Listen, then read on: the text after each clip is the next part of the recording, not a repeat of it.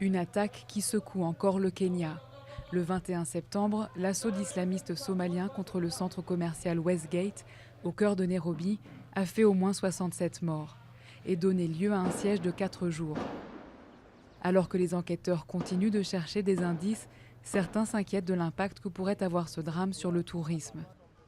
Ce tour opérateur a perdu 189 000 $ en raison d'annulations.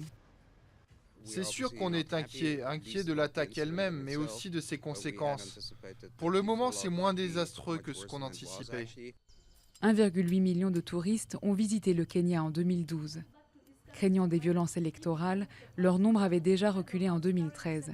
Et la tendance risque désormais de se poursuivre, même si ceux-là ont maintenu leur voyage.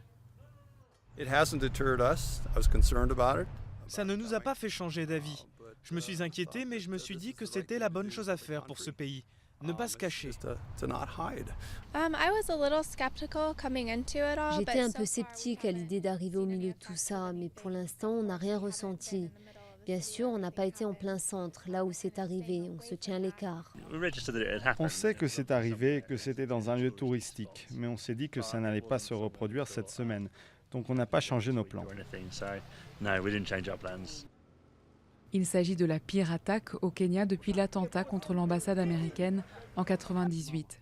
L'assaut contre le Westgate, revendiqué par les islamistes Shebab, a largement retenti sur la scène internationale.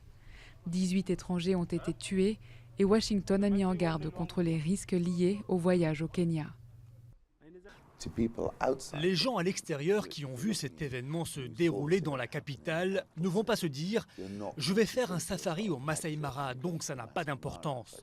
Je pense qu'ils vont faire le lien et se dire que ça n'est pas sûr en ce moment, qu'il est plus prudent d'aller ailleurs. Une analyse inquiétante car une chute des recettes touristiques serait un coup très dur pour le Kenya. 12,5% de son économie repose sur le tourisme.